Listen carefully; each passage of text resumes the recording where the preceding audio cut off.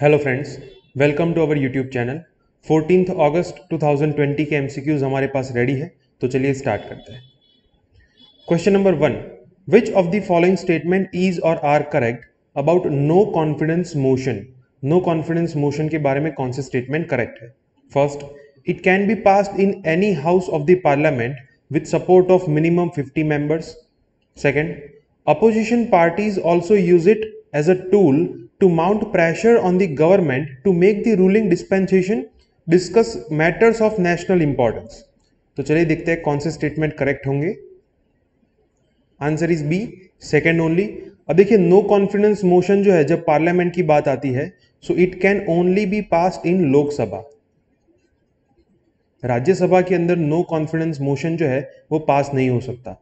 ये कंडीशन जो यहां पे दी गई है ये करेक्ट है, with support of minimum 50 members, लेकिन ये सिर्फ लोकसभा में पास हो सकता है। और यहां पे कहा गया है कि any house of the parliament, hence the first statement will be incorrect. Second statement जो है वो करेक्ट है, बिकॉज जो ऑपोजिशन पार्टीज है वो उसे एज अ टूल यूज करते हैं to make pressure on the government कि जो रूलिंग डिस्पेंसेशन है, रूलिंग प्रोसीजर जो है वो ठीक से हो और नेशनल इंपॉर्टेंस की जो चीजें है उन मैटर्स के ऊपर डिस्कस किया जाए। सो हमारा आंसर होगा बी, सेकेंड ओनली। आज के न्यूज़पेपर में ये आर्टिकल है कि बीजेपी जो है it is likely to move no confidence motion against the Congress government in Rajasthan assembly, right. Question number 2, which of the following statement is और are correct about contempt of court. Contempt of court के बारे में कौन सा statement correct है? First, supreme court has powers to punish for contempt of any high court. Second, an obstruction in the administration of justice results in criminal contempt of court. तो चलिए देखते हैं करेक्ट आंसर क्या होगा इसका। The correct answer will be C, both 1 and 2। अब देखिए, ये फर्स्ट स्टेटमेंट जो है वो करेक्ट है। सुप्रीम कोर्ट के पास ये पावर है under contempt of court act कि वो हाई कोर्ट या फिर कोई भी सब ऑर्डिनेट कोर्ट के कंटेम्प्ट के लिए भी पनिश कर सकते हैं, right. So first statement is correct कि सुप्रीम कोर्ट के पास ये पावर है कि किसी भी कोर्ट के ऑर्डर को कंटेम्प्ट करने के लिए वो पनिश कर सकते हैं।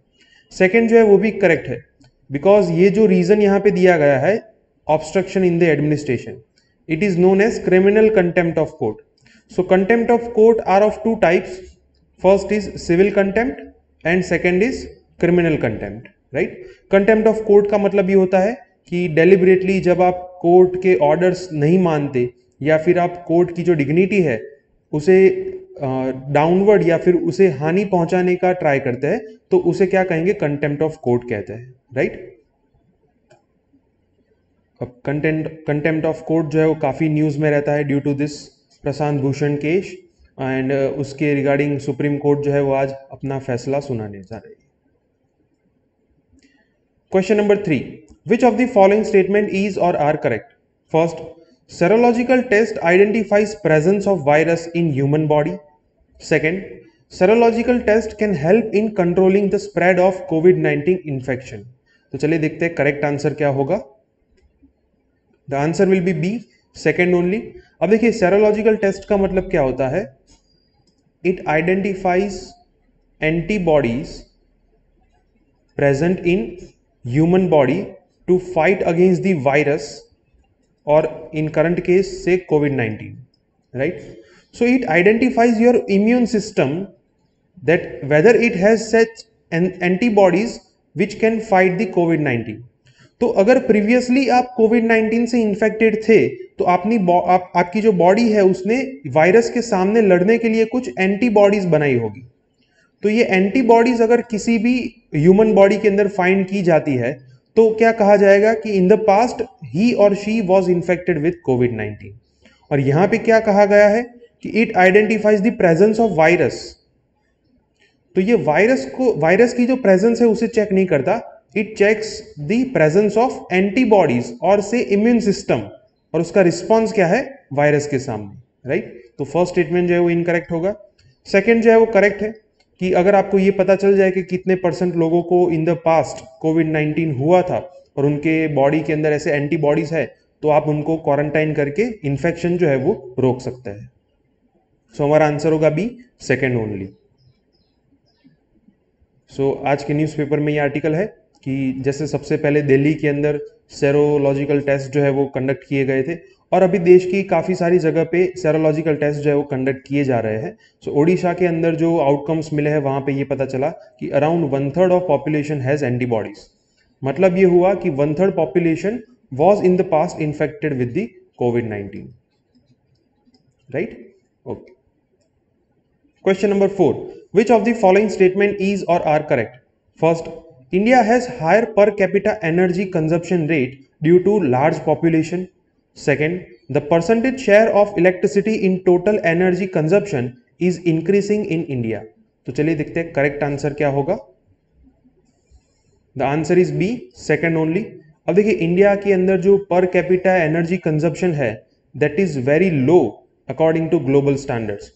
सो ग्लोबल एवरेज है around 3300 kilowatt per hour for example units, right? So global average ये है, एंड इंडिया के अंदर per capita energy consumption stands at 805 units. तो आप देख सकते हैं कि ग्लोबल एवरेज से काफी कम है। So besides India's large population, India के अंदर जो per capita energy consumption rate जो है वो कम है। तो ये फर्स्ट स्टेटमेंट इनकरेक्ट होगा। सेकंड जो है वो करेक्ट है कि इंडिया के अंदर पॉपुलेशन राइजिंग जो कैपेसिटी है वो काफ़ी ज़्यादा है, एंड पॉपुलेशन इंक्रीज होने की वजह से and due to economic development India के अंदर जो इलेक्ट्रिसिटी का रेशियो है in the total energy production तो वो इंक्रीज होता जा रहा है। So the answer will be B, second only. अब आज के न्यूज़पेपर में ये आर्टिकल है कि heat stress increase dependence on AC upset energy budget से स्टडी। तो दिल्ली के अंदर ये स्टडी की गई है कि जैसे ही अगर हम 2018 एंड 19 से कंपैरिजन करें तो ये पता चलता है कि इस साल लॉकडाउन्स एंड अनलॉक की जो प्रक्रिया है उसके अंदर जो एनर्जी लेवल है वो काफ़ी ज़्यादा कंज्यूम हुआ है as compare to previous year. Question number 5. Many of the Indian cities face problem of poor drinking water quality. Which of the following factors are responsible for this problem in Indian cities? मतलब कि India के अंदर काफ़ी सारे शहर ऐसे हैं कि जहाँ पे ड्रिंकिंग वाटर क्वालिटी जो है वो अच्छी नहीं है। तो इसका मेन रीज़न क्या है, कौन से फैक्टर्स रिस्पॉन्सिबल है? First, demand supply mismatch. Second, poor infrastructure. Third, lack of centre state coordination. तो चलिए देखते हैं करेक्ट आंसर क्या होगा। The answer is D, 1, 2 and 3। तीनों फैक्टर जो है वो करेक्ट है। अब देखिए due to rapid urbanisation urban population जो है उसका रेशियो काफ़ी ज़्यादा है। So higher population will lead to higher demand, लेकिन जो ड्रिंकिंग वाटर है उसका सप्लाई आप विद इन अ फोर्टनाइट तो इंक्रीज नहीं कर सकते। तो मतलब कि सप्लाई कम है और डिमांड ज़्यादा है, तो वहाँ पे ड्रिंकिंग वाटर क्वालिटी जो है वो डिटीरियोरेट होगी due to demand supply mismatch, right? क्योंकि सभी लोग जो है वो हायर क्वालिटी या फिर एडिक्वेट क्वालिटी का ड्रिंकिंग वाटर जो है उनको सप्लाई नहीं मिलेगा। सेकेंड जो है वो भी करेक्ट है, बिकॉज इंडिया के अंदर जो ड्रिंकिंग वाटर के लिए इंफ्रास्ट्रक्चर है that is very old, and old infrastructure के अंदर जैसे पाइपलाइन लीकेज वगैरह के प्रॉब्लम जो है वो डिटेक्ट होते हैं, and hence the poor infrastructure is one of the responsible cause. अगर लीकेज की वजह से क्या होगा, then it will further lead to contamination in drinking water, right? तो ये सेकेंड जो है वो भी करेक्ट है। थर्ड जो है वो भी करेक्ट है। अब इसके लिए आपको थोड़ा रिसर्च करना पड़ेगा कि वाटर जो है it is a matter of state subject. Water is a subject in the state list, right? तो इसके ऊपर कानून बनाने की जिम्मेदारी किसकी होगी? स्टेट गवर्नमेंट की होगी, right? So there is a lack of coordination between the central government, state government and local government, क्योंकि सिविक एमिनिटीज जो है वो लोकल गवर्नमेंट प्रोवाइड करती है। Providing quality drinking water is the goal of central government, but the policy and legislation is under the execution of state government. तो ये coordination नहीं होने की वजह से भी ड्रिंकिंग वाटर क्वालिटी जो है वो काफ़ी कम है। सो नीति आयोग जो है उन्होंने कंपोजिट वाटर मैनेजमेंट इंडेक्स इसके लिए प्रिपेयर किया है, तो ये भी आपको पढ़ना चाहिए। And along with that there was a survey globally जो उसके अंदर दुनिया के जितने भी शहर है उनके अंदर ड्रिंकिंग वाटर क्वालिटी का सर्वे जो है वो कंडक्ट किया गया था, और वहां पे ये देखने को मिला कि out of 122 countries India ranks 128 in the drinking water quality. तो यहाँ आप ये आर्ग्यूमेंट्स जो है वो लिख सकते हैं कि इन आर्ग्यूमेंट्स की वजह से भी इंडिया के अंदर ड्रिंकिंग वाटर क्वालिटी जो है वो पुअर है। सो आज के न्यूज़पेपर में यह है कि Delhi Development Authority told to pay 50 lakh of fine for water contamination. Water contamination जो है वो काफ़ी बड़ा इश्यू है और काफ़ी न्यूज़ में रहता है, specially uranium contamination in drinking water, and ground water depletion जो है वो भी काफ़ी करंट इश्यूज में रहते हैं। Question number 6, which of the following statement is और are incorrect about tribal areas under 6th schedule of the constitution. हमें इनकरेक्ट पूछा गया है कि जो 6th शेड्यूल के अंदर ट्राइबल एरियाज है उनके बारे में कौन सा स्टेटमेंट इनकरेक्ट है। First, they fall outside the executive authority of concern state. Second, the concern state legislature can increase और decrease these areas. Third, these areas are treated differently by our constitution. तो चलिए देखते हैं correct answer क्या होगा। The answer is A 1 and 2। अब देखिए ये दोनों स्टेटमेंट जो है वो इनकरेक्ट है। इसका मतलब ये होता है कि देखिए 6th शेड्यूल के अंदर टोटल 4 स्टेट्स है, आसाम, मेघालय, त्रिपुरा एंड मिजोरम। तो इनके एडमिनिस्ट्रेशन के लिए the constitution has given the rights to form autonomous districts in these states, but they are under the executive control of state government. और यहां पे ये कहा गया है कि they fall outside the executive authority of concern state, तो इस वजह से ये स्टेटमेंट जो है वो गलत होगा। सेकंड जो है वो भी गलत है, because only the governor of the state is empowered to increase or decrease the areas. Along with that, the governor can change the names of these autonomous districts, right? तो state legislature के पास ये power नहीं है, the governor of the state has this power. तो second statement भी correct incorrect होगा। third statement जो है वो correct है कि constitution के अंदर ऐसे provisions है कि ये जो tribal districts है वहाँ पे autonomous district councils बनाई जाती है और इनके पास काफ़ी powers है to legislate according to their needs। तो इस वजह से आंसर होगा ए 1 and 2। सो अरुणाचल प्रदेश जो है it is already a part of 5th schedule, but it is demanding that some of the areas should be included in the 6th schedule, right? तो वो autonomous councils की डिमांड कर रहे हैं in that states. Question number 7, which of the following state is not recognized for special provisions under part 21 article 371 to 371J of the constitution। मतलब कि ये जो पार्ट है उसके अंदर कुछ स्टेट्स के लिए स्पेशल प्रोविजंस दिए गए हैं। तो कौन सा स्टेट ऐसा है कि जो इस पर्टिकुलर पार्ट का पार्ट नहीं है। सो इसका आंसर होगा सी, ओडिशा। अब देखिए ये जो पार्ट 21 है अंडर आर्टिकल 371, तो उसके अंदर टोटल 12 स्टेट्स हैं, Gujarat, Maharashtra, Goa, Karnataka, Sikkim, Arunachal Pradesh, Andhra Pradesh, Telangana, Mizoram and Manipur, right? So these are a part of, sorry Mizoram is not a part, Nagaland. So ये स्टेट्स जो है they are part of this part 21, जिसके लिए कॉन्स्टिट्यूशन के अंदर कुछ स्पेशल प्रोविजंस दिए गए हैं कि वहां पे ये मेजर्स जो है वो फॉलो करने होंगे। So Odisha is not a part of part 21। Again ये जो आर्टिकल है यहाँ पे आर्टिकल 371A को मेंशन किया गया है, जिसके अंदर जो शेड्यूल एरियाज है वहां पे कुछ स्पेशल मेजर्स लेने के प्रोविजंस कॉन्स्टिट्यूशन में है। Question number 8, which of the following statement is or are correct about Hindu Succession Act? First, the original legislation recognized only male as legal heirs। मतलब कि जो ओरिजिनल लेजिस्लेशन है जब इसको सबसे पहले बार बनाया गया था तो उस टाइम पे जो सिर्फ मेल्स को ये लीगल राइट दिया गया था कि उनको आप प्रॉपर्टी में हक दे सकते हैं। Second, the act implies to Buddhist and Jains also. Third, women were recognised as co-parceners for property rights for the first time in 2020। तो चलिए देखते हैं करेक्ट आंसर क्या होगा। The answer will be A 1 and 2। अब देखिए ये जो ओरिजिनल एक्ट जो है वो बना था 1956 में, and this act recognised only males as the legal heirs. सिर्फ उन्हीं को प्रॉपर्टी के अंदर राइट मिल सकता है for the inheritance of property.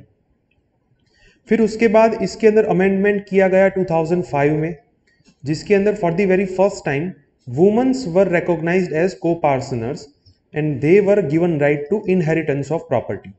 तो ये थर्ड स्टेटमेंट जो है वो इनकरेक्ट होगा, क्योंकि यहाँ पे 2020 कहा गया है। So as per the amendment it was given in 2005। Second जो है वो करेक्ट है, the act applies to Buddhist and Jains also. अब देखिए यहाँ पे हिंदू के अंदर ये डेफिनेशन दी गई है कि ऑल द सेक्ट्स और all the religions that are not Muslims, Christian, Parsi और Jew, they all will be recognised as Hindu. तो मतलब बुद्धिस्ट, जैन्स, सिख, ये सभी कम्युनिटी जो है they will be called as Hindu under this act. उन सभी के ऊपर ये एक्ट जो है वो लागू होगा। तो सेकंड स्टेटमेंट भी करेक्ट होगा, hence the answer will be A 1 and 2। So recently जो सुप्रीम कोर्ट ने ये अपना जजमेंट दिया है that women have equal right for the inheritance of property as males. तो इसका सिग्निफिकेंस काफ़ी अच्छा है एंड जीएस पेपर 1 के लिए ये क्वेश्चन जो है वो काफ़ी इंपॉर्टेंट है। Question number 9, which of the following statement is और are correct? First, India's spending on education is inadequate to meet country's educational needs. Second, as per latest annual state of educational report, school enrollment ratio has improved. तो चलिए देखते हैं correct answer क्या होगा। The answer is C both 1 and 2। अब देखिए India जो है it spends around 3.8% of its total GDP on educational sector as per World Bank estimate, and global average जो है it is around 6%। And rather India has largest school going population in the world. So जो spending है India की it is inadequate to meet the educational needs of the country, right? क्योंकि ये ratio जो है India को around global average जितना तो करना ही चाहिए, राइट? तो ये फर्स्ट स्टेटमेंट जो है वो करेक्ट होगा। सेकेंड जो है वो भी करेक्ट है। Annual state of educational report जो है according to the latest report, जिसके अंदर जितने बच्चे स्कूल में एनरोल नहीं हुए उसका रेशियो है 2.8%। So for the very first time the children which have not enrolled in the school has gone below 3%। तो इसका मतलब ये हुआ कि स्कूल एनरोलमेंट रेशियो जो है वो इंप्रूव हुआ है, hence the answer will be C both 1 and 2। आज के न्यूज़पेपर में ये आर्टिकल है, काफ़ी अच्छा आर्टिकल है एजुकेशन के बारे में, कि जब तक जो स्कूल एजुकेशन है उनको आप ऑटोनॉमी नहीं देंगे तब तक आपको एजुकेशनल आउटकम्स जो मिलने चाहिए वो नहीं मिलेंगे। तो ये काफ़ी अच्छा आर्टिकल लिखा है इन्होंने। He is the former director of NCERT. तो इसके अंदर से काफ़ी अच्छे आर्ग्यूमेंट्स आपको मिल सकते हैं। Question number 10, which of the following statement is और are correct about international labour organisation?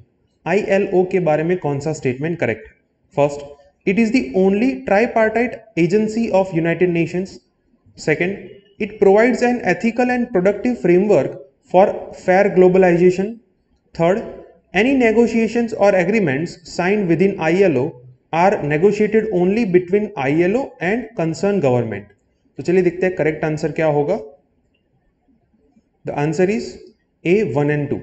अब देखिए ट्राईपार्टाइट एजेंसी का मतलब क्या होता है? The negotiations are conducted between ILO, then the employers and the workers, right? तो इसे कहते हैं ट्राईपार्टाइट एजेंसी, जिसके अंदर जो लेबर से रिलेटेड तीनों पार्टीज हैं उन तीनों पार्टीज को इंक्लूड किया जाता है, ILO, एम्प्लॉयर्स एंड वर्कर्स। तो ये फर्स्ट स्टेटमेंट करेक्ट होगा। सेकेंड जो है वो भी करेक्ट है, उसका टास्क ये है कि it provides ethical and productive framework for the fair globalisation. Third जो है वो इनकरेक्ट है, बिकॉज यहाँ पे ये कहा गया है कि आईएलओ के अंदर कोई भी नेगोशिएशन या एग्रीमेंट साइन होगा तो उसके अंदर ILO will be the one party and on the other hand the second party will be the concern state government. तो इसका आंसर जो है वो A1 एंड 2 होगा, बिकॉज यहाँ पे आप देख सकते हैं that it conducts agreements between ILO, trade unions and employers, right. तो ये तीन पार्टीज के बीच में ट्राईपार्टाइट एग्रीमेंट होता है, राइट। तो यहां पे सिर्फ दो पार्टीज का नाम दिया गया है, ILO and concern government, hence the third statement will be incorrect. तो आज के न्यूज़पेपर में ये आर्टिकल है, काफी अच्छा आर्टिकल है कि आईएलओ का जो 101 साल का इतिहास है उसमें पहली बार ऐसा हुआ कि चाइल्ड लेबर को अबॉलिश करने के लिए कोई यूनिवर्सल रेटिफिकेशन को साइन किया गया है, राइट। तो ये काफ़ी अच्छा आर्टिकल है, आप सभी को पढ़ना चाहिए, जिसके अंदर child trafficking and child labour का जो इश्यू है उसे डिस्कस किया गया है ग्लोबल लेवल पे, राइट। ओके फ्रेंड्स, तो आज के 10 MCQs यहाँ पे कंप्लीट होते हैं। अगर आपको कोई डाउट है तो आप कमेंट सेक्शन में लिख सकते हैं। हमारी चैनल को सब्सक्राइब कीजिए और इस वीडियो को लाइक कीजिए। Thank you.